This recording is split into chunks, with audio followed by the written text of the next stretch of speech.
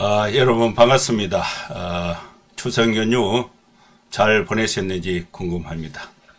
저도 추석을 맞이해서 가족들이 모여서 예배를 드리고 또 우리 손자도 와서 재미나게 또 좋은 시간 보내고 성묘도 갔다 오면서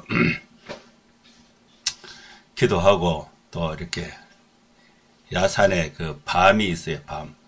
밤을 이렇게 한 2대 이렇게 주어가지고 아주 즐거운 또 이렇게 추석을 보내고 또 추석 연휴 중에 또 강의를 하게 됐습니다. 아마 그 보강하는 것이 쉽지가 않아요. 그래서 연휴 중에 휴강을 하지 않고 또 이렇게 비대면으로 강의 중세교회의 이단에 대해서 강의를 하도록 하겠습니다.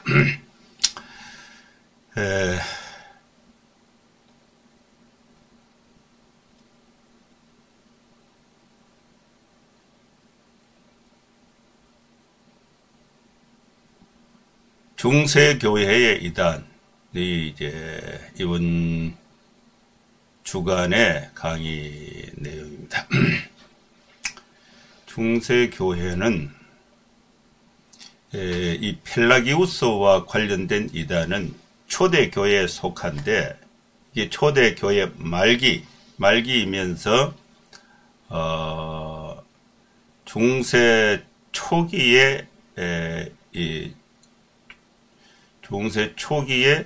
그 영향을 많이 중세 초기 이후 계속해서 영향을 많이 준 이단이 이 펠라기우스와 관련이 되었습니다. 그래서 이게 교회사를 구분하면은 초대교회가 있어요. 초대교회는 1세기 AD 1세기부터 500년까지를 이렇게 초대교회로 분류를 하고 중세교회는 1000년 정도 진행이 되는데 중세 초기를 500년에서 1000년으로 구분을 하고 중세 후기를 1000년에서 1500년 이렇게 구분을 합니다. 그리고 1517년에 이제 종교개혁, 그래서 종교개혁 시대 교회, 1517년부터 이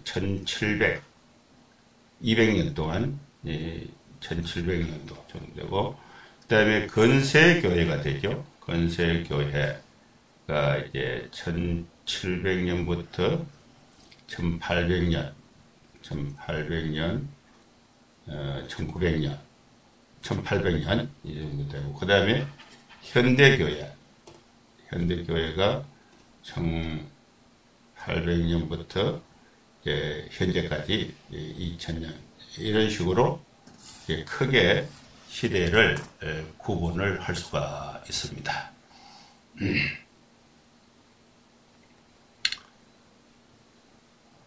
그러면 이제 중세 초기와 중세 시대에 전반적으로 지속적으로 이 영향을 준 이단이 펠라기우스인데 이 펠라기우스는 뭐와 비교했을 때 이단이 되는가? 어거스틴과 비교했을 때에 펠라기우스가 이단이 되고 어거스틴이 정통이 이렇게 되는 것입니다. 그리고 이제 펠라기우스와 관련된 이단을 한번 보겠습니다.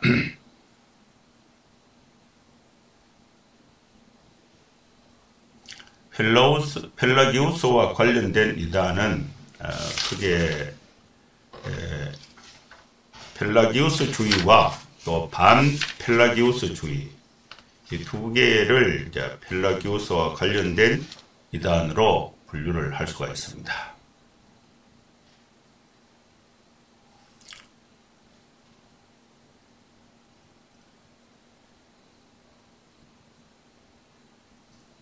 이 화면이 PPT 화면으로 이렇게 OBS가 넘어가야 되는데 넘어가는 속도가 좀 늦어요. 잘 되는데 오늘 조금 그런 것 같았어요. 펠라기우스와 관련된 이단은 펠라기우스 주의가 있는데 이 대표자가 펠라기우스입니다. 펠라기우스는 360년에서 420년 그러니까 초대 교회 말기가 되고 그것이 거기서 딱 끝난 것이 아니고 요때 시작이 되어서 중세에 아주 지속적으로 영향을 주게 되는 것입니다. 추종자는 에클리오메 줄리안이 펠라기우스를 추종을 했고 코엘레스티우스가 펠라기우스를 추종했습니다. 펠라기우스의 그 생애를 보면은 영국의 그 수도사로서 성품과 품행이 단정하고 또 많은 사람들, 교인들로부터 존경을 받았습니다. 그리고 401년에서 409년 이 기간에는 로마에서 가장 인기 있는 설교자로서 활동을 했습니다. 그리고 405년 정도에는 어거스틴과 함께 영예로운 명성을 누리는 자였어요. 그리고 411년에는 아프리카의 여행에서 이단 창시자라는 낙인을 받고 논쟁에 들어가게 됩니다. 펠라기우스는 이교와 기독교 구별 없이 널리 공부를 해서 아주 박학다식했고 또 그의 어떤 사상이나 삶은 매우 자유로운 삶을 살았습니다. 그리고 헬라적인 신학으로서 어거스틴의 신학과 처음부터 다르게 달랐습니다. 펠라기우스는 펠라기우스의 그 주요 주장을 보면은 교회가 은혜에만 매달리고 하나님과의 개인적인 만남을 등한시하고 교회의 풍기가 문란해지고 분투정신이 해이해진다고 주장을 했습니다. 그리고 이 육체의 안일에 빠져서 하나님의 명령을 지킬 수 없다는 방탕한 그리스도인에게는 하나님은 불가능한 일을 명령하지 않았고 누구든지 하려고만 한다면은 죄로부터 자유로운 삶을 살 수 있다고 하면서 도덕적인 삶을 강조했습니다. 그러니까 인간 스스로 자유의지로 도덕적인 삶을 살 수가 있다. 그래서 자유의지, 죄로부터 자유로운 자유의지와 선행 능력이 가능하다고 봤습니다. 이 부분이 이제 문제가 되는 거죠. 아담의 죄는 아담 자신에게만 국한되고 인류에게는 무관하다. 그래서 원죄를 부인했습니다. 그래서 어린아이 유아는 아담 타락 이전의 상태이므로 유아 세례가 필요 없다. 그래서 유아 세례를 거부했습니다. 이 부분이 이제 어거스틴의 신학과 다르고 정통 신학과 다른 것입니다. 하나님은 은혜를 주시지만 선택은 인간의 자유의지에 의해서 결정되고 이는 가항적이다. 가항. 그러니까 불가항력적이다는 것은 인간이 저항할 수 없는데 가항적이라는 것은 인간이 선택에 의해서 자신의 결정에 의해서 결정이 된다. 선택은 하나님이 불가항력적으로 나를 선택해서 내가 거부할 수 없이 하나님의 은혜에 선택되는 것이 아니라 내가 내 자유의지에 의해서 하나님을 선택할 수 있다. 이런 가항적인 논리를, 교리를 펼쳤습니다. 이 부분이 이제 정통신학, 어거스틴의 신학과 다른 것입니다. 인간은 자유의지에 의하여 하나님으로부터 해방이 되고 그 후에는 인간 자신과 관련이 있고 하나님은 최후의 심판에 다시 개입하신다. 이렇게 주장을 했습니다. 이 펠라기우스의 이런 사상이 처음에는 어거스틴과 동시대에 굉장히 교회로부터 많은 사람들로부터 지지와 또 영향을 받고 있다가 차차 이제 그것이 어거스틴의 신학과 다르게 논쟁이 되면서 이것이 단번에 이단으로 탁 결정된 것이 아니라 오랜 논쟁 과정을 거쳐서 이단으로 이렇게 교정이 되는데, 그 논쟁의 그 전개 과정을 보면은 411년에 AD입니다. AD 411년 아프리카 북부 카르타고 여행에서 그의 제자 코엘레스티우스가 남아서 사제로 서품을 받기를 희망했지만은 이를 거부당하자 코엘레스티우스가 유아 세례 문제를 공격함으로써 논쟁이 시작이 됐습니다. 그래서 이단으로 정죄를 당하게 됩니다. 그리고 412년은 어거스틴은 두 권의 책을 내서 논쟁의 초점이 되었던 원죄 그리고 유아 세례의 필요성 등을 언급했습니다. 그리고 413년에는 어거스틴이 카르타고에서 유아 세례에 관한 설교를 하였는데 펠라기우스 주장이 편만했던 관계로 큰 혼란이 일어났습니다. 그리고 412년에서 415년 요 시기에는 펠라기우스와 코엘레스티우스 사상이 광범위하게 퍼져 있었고, 이에 대해서 이 어거스틴은 논쟁을 꺼려했습니다. 이미 대세가 많이 기울어져 펠라기우스 쪽으로 기울어져 있었다. 그 카르타고에서 그랬다는 것입니다. 그리고 415년 봄에 어거스틴은 오로시우스를 보내서 예루살렘에서 펠라기우스를 공격하고자 했지만은 실패를 했습니다. 그래서 이 펠라기우스에 대해서 우리의 형제라고 표현할 수밖에 없었다. 그래서 이 펠라기우스의 영향이 대단히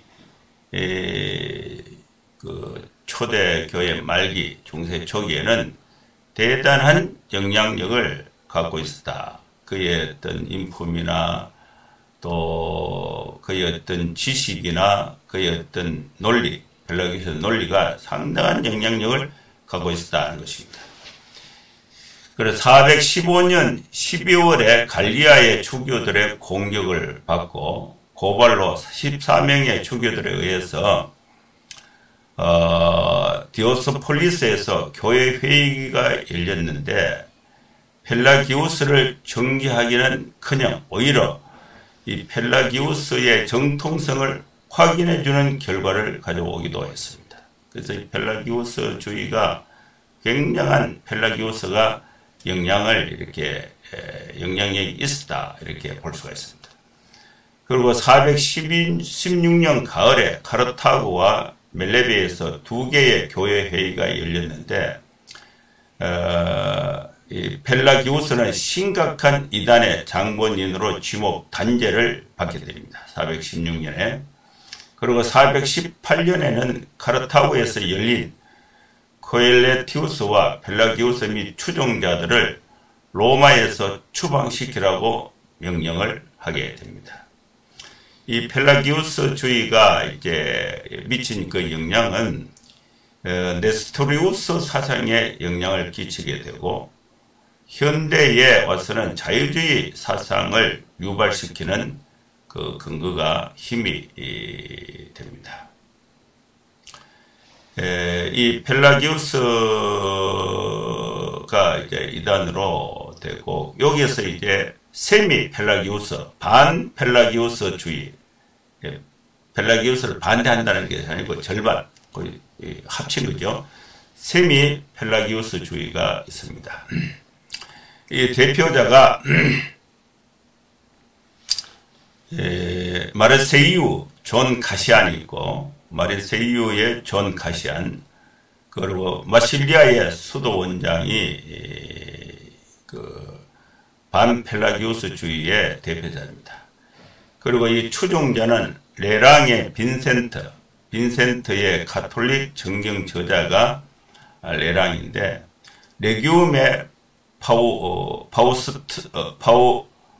파우스투스, 또 마실리아의 그 켄나디우스, 이런 사람들이 반펠라기우스주의의 추종자였습니다. 그리고 반펠라기우스주의가 아주 그 자리 잡은 그 중심지가 레랑입니다. 레랑. 이 반펠라기우스주의의 그 개념을 보면은 펠라기우스주의를 엄격하게 반대했던 어거스틴의 가르침에 반발해서 일어난 5세기의 신학 사상을 가리키게 됩니다. 어거스틴주의와 펠라기우스주의의 양극단 사이에서 두 팔을 중재하고자 했는데 이것이 이제 반펠라기우스주의고, 이것도 결국은 이단으로 이렇게 펠라기우스와 마찬가지로 이단으로 규정이 되게 되는 것입니다. 이 기독교 정통 교리는 이 혼합이 일어나면 안 되고 이렇게 양극단을 조정하는, 이것은 결국은 이단 반대쪽이 될 수밖에 없는 것입니다. 반펠라기우스주의의 그 주요 주장을 한번 보겠습니다. 어거스틴의 엄격한 예정론, 또 은혜의 우위성과 불가항력성, 절대 확실한 견인에 대해서 이의를 제기하게 됩니다. 인간은 갱신함이 있어서 하나님의 은혜와 인간의 의지가 동등한 요소라고 봤습니다. 하나님의 은혜와 인간의 의지, 선택은 하나님이 죄인을 선택해서 구원하시는데 그 선택은 인간이 저항할 수 없는 불가항력적인 은혜다. 이것이 이제 어거스틴의 신학이고, 그리고 펠라기우스는 그 선택은 인간의 자유의지에 달려있다. 근데 반펠라기우스주의는 하나님의 은혜와 인간의 의지가 동등하다. 그래, 이걸 이제 교묘하게 이렇게 그 중간 입장을 취하게 되는데, 결국은 인간의 의지를 인정하게 되는 거죠. 그러다 보면은 이제 이단이 되는 것입니다. 하나님께서 인간의 믿음과 순종을 미리 아시고 예정하신다고 했다. 인간의 부패를 인정했지만은 인간 본성은 타락보다는 약화 또는 병든 것으로 보았고, 타락한 인간은 아직도 자유의 요소를 가지고 있으므로 이것이 하나님의 은혜를 있게 해주며, 중생은 그 두 요인이 연합하여 산출하는 것이고, 이의 시작은 하나님이 아니라 인간이라고 말하는 것입니다. 이것이 이제 정통신학, 어거스틴의 신학과 다른 것입니다. 반펠라기우스주의의 그 결과를 보면은 내적 통일의 부재로 어거스틴주의와 지속적인 싸움이 불가능했고, 이 신학적 이론이 딸리게 된 거죠. 그리고 529년 오렌지 회의에서 정죄를 당하게 됩니다. 반펠라기우스주의가 미친 그 영향을 보겠습니다. 어거스틴주의의 강조와 함께 반펠라기우스적 요소도 허용이 되는 그런 영향이 있었고, 또 이의 주장은 예수회파와 개신교의 여러 종파에서 지속적으로 주장이 되었다. 그래서 이 반펠라기우스주의, 그러니까 결국은 이게 펠라기우스주의의 어거스틴을 기준으로 해서 반펠라기우스주의, 또 반펠라기우스주의. 그래서 이 반펠라기우스주의나 펠라기우스주의는 고래 중간 입장을 가졌지만 분류를 해보면 같은 거예요.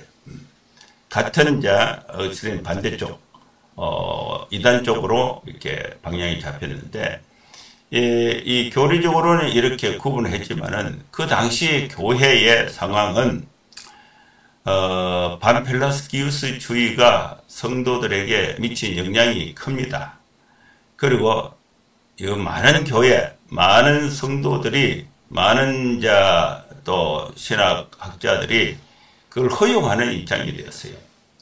그리고 이 대부분 이제 그 반펠라기우스주의를 수용했던 그 영향을 받아서 수용했던 파가 예수의 파가 있고, 기독교 개신교회에 있어도 여러 종파에서 지속적으로 주장이 되기도 합니다. 지금도 그런 영향이 있어요. 그래서 이 펠라기우스주의, 어거스틴주의, 펠라기우스주의가 그 중세 그 초기, 그게 초대교회 말기에 시작이 돼가지고 그것이 이단으로 전개되면서 거기서 딱 소멸되가 없어진 것이 아니고 지금까지도 그 신학의 뿌리가 영향력이 지속되고 있다는 것을 우리가 알 수가 있습니다. 그러면 이제 어거스틴주의와 어거스틴과 펠라기우스의 교리를 비교해서 한번 설명을 하도록 하겠습니다. 어거스틴과 펠라기우스의 교리 비교입니다. 구본은 원죄의 입장에서 펠라기우스는 아담의 죄는 자신에게만 국한되고 인류에게는 무관하다. 원죄를 부인했습니다.